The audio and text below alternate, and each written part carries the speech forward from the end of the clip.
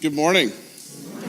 So it's my honor to introduce to you to Mindy Corporon, who's here today to share with us her story, her inspiration, her faith in the midst of tragedy. As many of you remember, we had a prayer vigil here a number of years ago after the shooting that happened at the Jewish Community Center and also at Village Shalom just down the street from us. And so our lives intersected in lots of different ways. And so it's not my story to tell, but it's an honor to have Mindy here to share with us her thoughts and to give us our sermon for the day. So, Mindy. Thank you. Good morning. I was raised in the church. I was raised in a Methodist church for a little while and then Presbyterian. We went to Presbyterian church when I was a teenager. And then when I graduated high school, I graduated from the Presbyterian church. But I tell you that just to let you know, I did have an upbringing in the church, but I was never a great Bible reader, and I was never good at learning verses or memorizing verses. I'm not a verse memorizer type person. But this morning, or this last several months, I've been reading the Bible. I've never read it all the way through myself. And so I'm in Corinthians, and this morning, this was I read 1 Corinthians chapter 9, but this was the verse I wanted to share with you. Do you not know that in a race the runners all compete, but only one receives the prize? ? Run in such a way that you may win it. Athletes exercise self-control in all things. They do it to receive a perishable wreath, but we are an imperishable one. So I do not run aimlessly, nor do I box as though beating the air, but I punish my body and enslave it, so that after proclaiming to others, I myself should not be disqualified. And the specific verse here that stuck with me this morning was, so I do not run aimlessly, nor do I box as though beating the air. So in the version that I read this morning, beating the air, and I'm going to stand up here because I'm a little short on stature. So hopefully this helps. So the boxing, beating in air, is like shadow boxing. And in the Bible that I read at home, they called it shadow boxing versus real boxing. You know, are you going to be shadow boxing or real boxing? And I'm going to talk about the shooting that happened in April. But my life is in two sections, and it's before the shooting and after the shooting, things that happened in my life. And before the shooting, I feel like I was a giving person.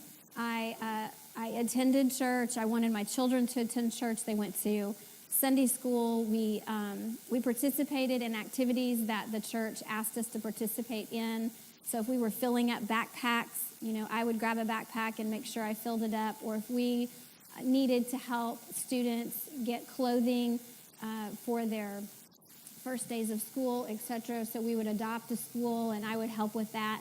And I feel like I was doing mostly what I was asked to do. And I say mostly because I know I was being asked to do other items, other things, not necessarily monetary or volunteer, but maybe to really feel and speak about being a Christian. And I didn't do it that much. I didn't speak out. I certainly didn't speak in services before the shooting. I can tell you that. And so that was my shadow boxing. And now, as I stand before you, I'm in the era of really boxing. And so I do feel like I'm called to talk about my faith. I'm also called to talk about other faiths. And that's been part of our family's journey and part of my journey since April 13th. So I'm going to start or go back to April 12th. I want to let you know we had just a normal, typical family. I'm married. I was married then. I'm married to the same man now, which is a very big process and a deep process to go through. It's hard to lose a child and my father on the same day and then stay married to the same man. And so that's been difficult. But just so you know, I was married to him then. I'm married to him now. On April 12th, we were sitting at a table with my mom and dad, and my mom is with us this morning. So thanks for coming, Mom. She brought her friend Jeannie. And so we're sitting at our table in our kitchen. We have a round table. And we were talking about life. We were talking about planning the next day and what we were all going to do the next day. And the reason we were doing that is just like all of you, you have activities to go to. And if you're involved or have any children that you're involved with, you probably have soccer, lacrosse, flag football, volleyball, etc. You might have choir, you might have youth group, you might have scouts. I mean, you could have all of that. And every day you have to figure out who's taking whom where. And it's always a little bit of a divide and conquer kind of thing in a household. And my mom and dad moved to the area to help us with that. They wanted to be with their grandchildren, so they had moved here for that reason. So we're sitting at the round table in our kitchen. And Lucas was 12 at the time. My younger son was 12. And he had a lacrosse game on April 13th that started at 1:30. And of course, Reet, my 14-year-old, had a singing audition that started at 1:30. So we were discussing who was going to go with Lucas, who was going to go with Reet. So Lynn was going to take Lucas, and I usually took Reet to almost everything that he did. And if I didn't take Reet, my mom was next in line to take him. Always. It was always me and then my mom, and that was just the order of things how we did things. And I could tell that Lucas wanted me to come to the lacrosse game, but I really wanted to take Reet to his audition. But Reet saw that look on Lucas's face. He saw the look on his brother's face, and he said, "Mom, you can go to Lucas's lacrosse game." He said, "Yay will take me to the audition." And then my mom, who is Yay, said, "I'm taking Andrew and Katie, our niece and nephew, to Easter Bunny pictures." So it was Palm Sunday. Palm Sunday, she was taking them to Easter Bunny pictures. So then my dad came into the discussion, and he said, "I guess I'm next in line." And that is how my dad was with Reet on that day. And it wasn't highly unusual for my parents to be with the boys and doing activities. I'm sure as all of you grandparents in the room do. But it was a little interesting that it was supposed to be me, and then it was going to be my mom, and it ended up being my dad taking him, because then my dad saved our lives, because his life was taken. And so we're sitting there talking about this. We're deciding the process of the day. And I want to give you just a little look into Reet's life so you understand what the audition meant to him. He had already auditioned for Theater in the Park, and he had made that. He was going to be in Tom Sawyer in the coming summer. And then he'd also tried out for Starlight Stars, which is a youth theater program, and he had made that as well, and practices started. We're going to start May 31st. So he'd already done 2 auditions, and he had 1 more. And so it was an important audition, and he'd been practicing for it, but also he'd already done 2. So he felt pretty confident that Mom didn't have to drive him, and he was totally fine with his Popeye driving him. So we disembarked from that. We all went our separate ways, and now it's April 13th, the morning of April 13th. And Lynn and Lucas have already left for the day. They needed to be there, of course, an hour ahead of time for the lacrosse game. So they had already left. And I was in the kitchen waiting on my dad to show up, and I was talking with Reet. And I had Reet sing his 2 songs for me, because I knew that his voice coach would want him to sing them. So he sang for me "On the Street Where You Live," which is from My Fair Lady. And he was dressed for that song. So he was dressed in a coat and tie. He was in a suit, and on a really nice kind of pink purple shirt and a pink purple tie that went with it, and he had a fedora. He had a thing for fedoras, so he had his fedora on, and it went with the song. So he sang "On the Street Where You Live," and then he sang the second song to me, because the audition was pretty relaxed, and they said they might give him an opportunity to sing 2 different songs just in case. And he sang to me what you all know and we know as the cup song. He sang to me, "You're gonna miss me when I'm gone." So I'm standing in the kitchen, doing the dishes, listening to him sing this song to me, and then my dad appears, and he walks in, and we chat. I give him the final instructions for the day of where he needs to take Reet, that we'll be meeting up later. We were going to have a family dinner. We were all going to go to church and have a family dinner for my brother's birthday, which was the next day, April 14th. And Reet was kind of shooing me out of the house. He's like, "You're going to be late. You're going to be late. You need to get going." And I said, "Good luck. I love you." And he said, "I love you too, Mom." And those were the last words that I heard him say. So I drove to that lacrosse game, and it was a beautiful day like today. It was very crisp and cool, but evidently there was a storm coming. And you couldn't see the storm from where I was on Johnson Drive walking into the stadium. But I actually didn't make it all the way in the stadium because a mom was coming out, and she said, "The game's been canceled. There's lightning in the area." And we literally both went like this. We didn't see any lightning, but they had canceled the game. So Len and Lucas came out of the stadium, and I said, I'm going to the audition. And I jumped in my car, and I went to the audition, because Reed's audition was supposed to start at 1:30. And I pulled into the parking lot at 1:08. And as I pulled into the parking lot, I found that they had been murdered at 1:05. I came upon them before the ambulance, before the police, before any quote, first responders in that way, EMT, but there were two men who had already arrived on the scene.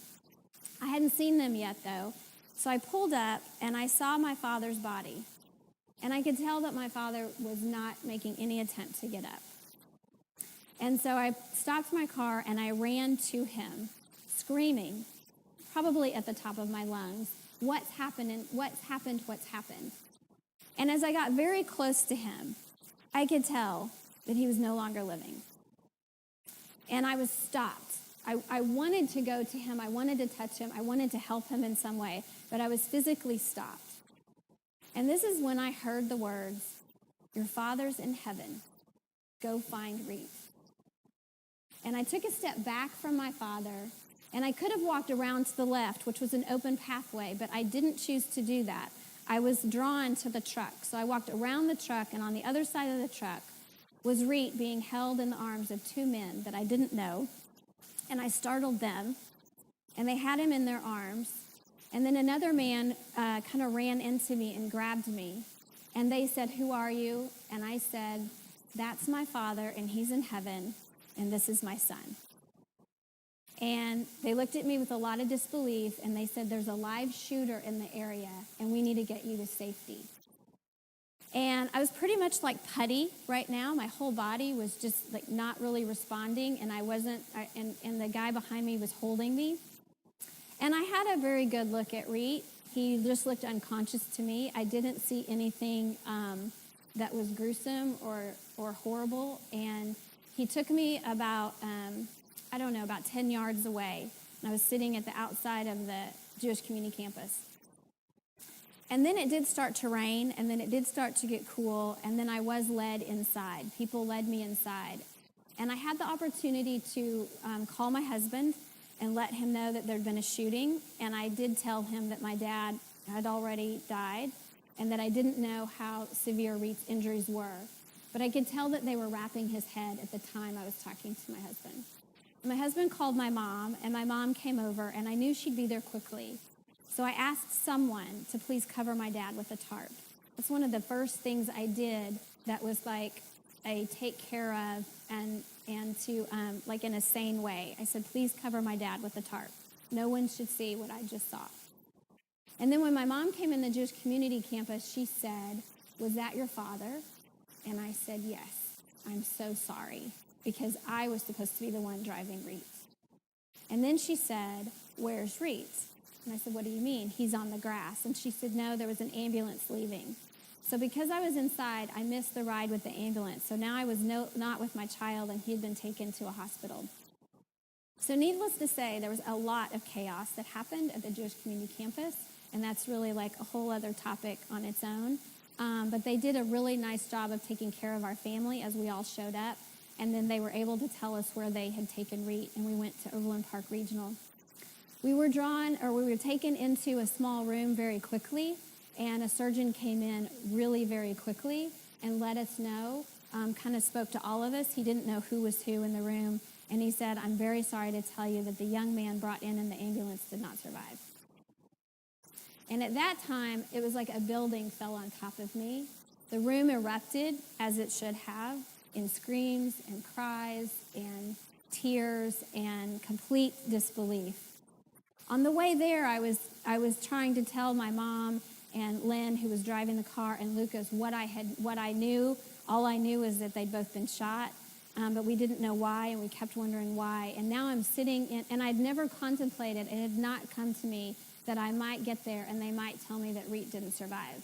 That just wasn't even part of my thought process. I was thinking more about my dad and my mom and our life going on without my dad. And so now we're in the hospital, and I hear the words again, your father's in heaven. And I'm like, yeah, but I found Reet, and he's dead. And I was angry. I started to get angry.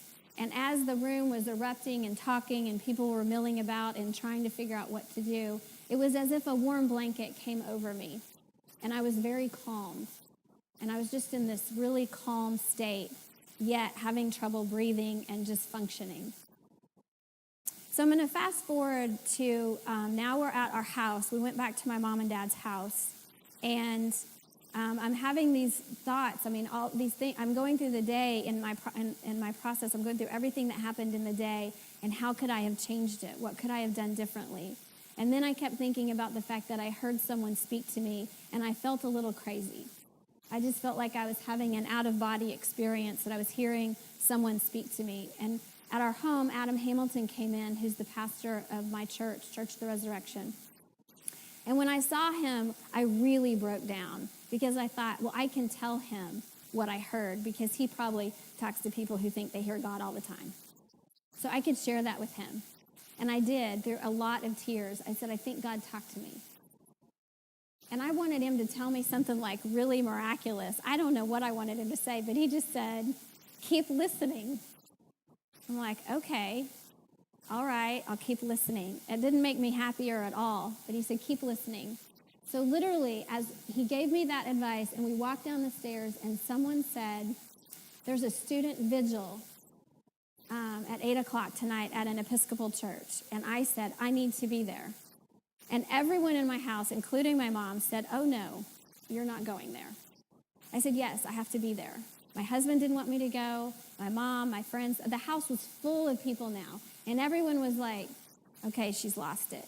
Like, but what do we do? I mean, do we do what she says? Do we not? I was a force of nature. I said, I have to be there. I'm supposed to be there. I'm supposed to be listening. And yet I didn't want to share with any of them that I was hearing God speak to me. That was the last thing I wanted to do, was share that. And someone told me that it had gotten chilly. I was in flip-flops and capri pants and a long-sleeve shirt. So I went into my mom and dad's closet, and I put on her socks and tennis shoes and my dad's Oklahoma sweatshirt. And as we were leaving, I kind of got handed off from one friend to the next. And so this couple friends of ours put me in the car and drove me. They said, we'll drive you to where we're going.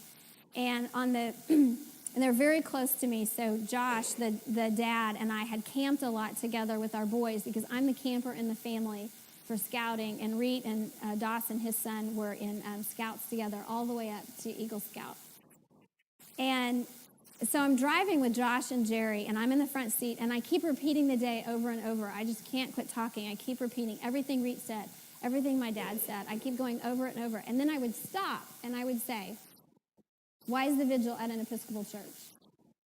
And they said, we don't know.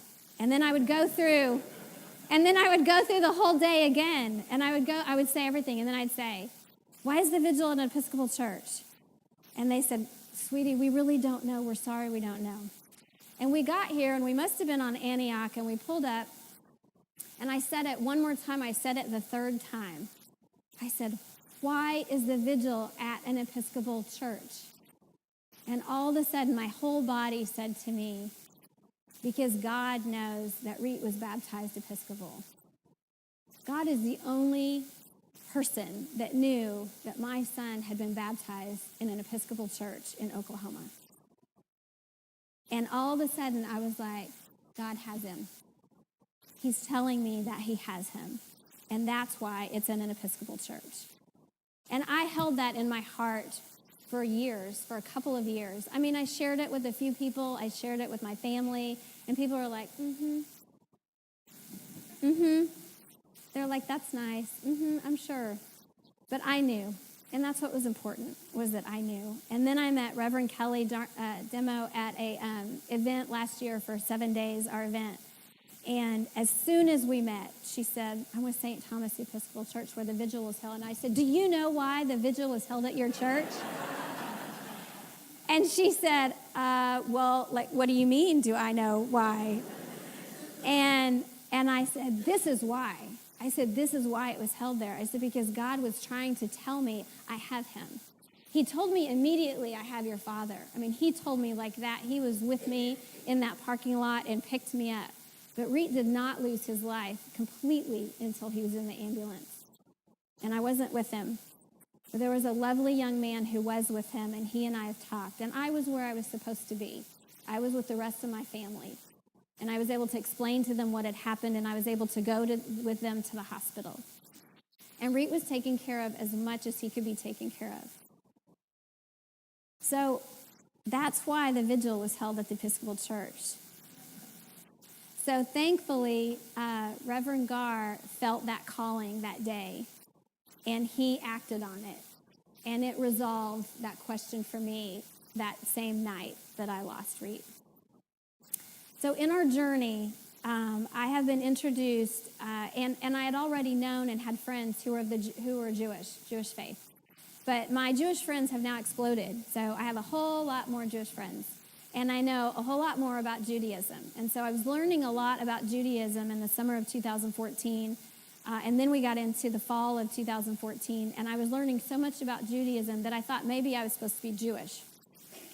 And so I was exploring Judaism. And then I got a phone call from my pastor, Adam Hamilton. And he said, "Mindy, there's a Muslim woman looking for you." And I said, "I'm supposed to be Jewish. Why is a Muslim woman looking for me?" And he said, "Wait a minute, what do you mean you're supposed to be Jewish?" And I said, "Oh, we can talk about that later." So he introduced me to Minaj Shabir, and she invited me to a vigil. Unfortunately, another young man was murdered by someone filled with hate. And he was murdered in Kansas City, Kansas, and he was run over in front of his youth group and his brother and sister, and murdered right in front of them. And so I was called to go to the vigil, and my mom and my brother went with me. And when we got there, I did not know that I'd never been to a mosque. And so I had Googled what to do at a mosque. And I knew to wear a hijab, and I knew that, I could wear slacks, etc. So we got there, and this young, beautiful girl in her hijab came up to me, and she said, "Are you Mindy Corporon?" And I said, "Yes, I am." And she said, "Do you know when you speak?" And I said, "I didn't know I was speaking. I just thought I was here. I just thought my presence was all that was requested." But no, they wanted me to speak. So I got up and spoke at the mosque, and it was very frightening. It was frightening. I didn't know the difference between Islam and Christianity and Judaism, and I didn't know the commonalities, which I've learned that we have a lot of commonalities. And so after that, we had created our foundation, Faith Always Wins. And then Faith Always Wins Foundation created an event called 7 Days, Make a Ripple, Change the World. And that whole event, the first year, was all about kindness. We really wanted to focus on 7 days of kindness. So the shootings happened. My dad and Reet and Terry Lamanna were all murdered on Palm Sunday. And then Easter came right after that, 7 days later. And so we felt like people could do 7 days of kindness. We could give them something simple to do, to grab onto. And you can do 7 days of kindness, any 7 days you choose, but we were going to pick this 1 week in April to commemorate their lives. And so we did that. We did the first year, and it was great. And I was very, very thankful for all the people that showed up and participated, and we literally put the whole event together in about 3 months. About 6 people put the event together in about 3 months. And after the event was over, I felt God say to me, "Yeah, that's great, but that's really not what I've been asking you to do." And so now I'm feeling like I'm having one-on-ones with him. And I'm thinking, okay, great. Well, what I've been asked to do, what I feel like God has asked me to do, is bring his people together. We're all God's children, every one of us. White, black, Indian, Hindu, Muslim, Christian, Jewish. I can't tell you how strange it is to sit with people who are Jewish after you've lost your son and your father because of them, because someone thought that they were Jewish. And to cry with them and have them cry with you and say to you, "It should have been me." They said, "It should have been me." And it was my family, and it was my mom's family. And I looked at all my friends and I thought, how can they not find peace in their lives? How can they not be able to find heaven like I can, and like my dad can, and like Reet can? And so I started searching and searching faiths, and we have a lot in common with other faiths, and we have a lot in common with each other. And that's what I talk about, and that's what 7 Days is built on. It's still built on kindness. It's definitely built on acts of kindness. We have a songwriting competition because Reet was a singer. We have a button art competition where kids do the artwork for the buttons, so we have artwork going on. We have an essay contest for high school seniors to focus on writing about a project that they've done in kindness. We have a day of love where we talk about how to love one another and learn about love in other faiths. We talk about others where we connect with other people and we get to know someone who is not like us, because we all want clean water, we all want healthy air, and we all want soft toilet paper. So we have a lot in common. And so we created 7 Days with the intent of having 7 days of kindness, and we weave in the whole interfaith process.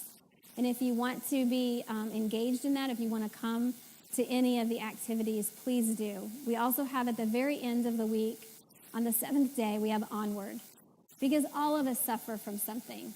I know that what we suffered from is enormous. It is an enormous tragedy. But that doesn't belittle somebody who is suffering from cancer, or who lost a grandchild, or lost a child, or got a divorce, or lost a job. We all suffer from something. And we have to find a way to go onward. So our final day is Onward. And we encourage everyone to find a charity, a philanthropy, an activity, friends, to go onward. And that's why I speak, because speaking helps me go onward. Thank you very much for having me today.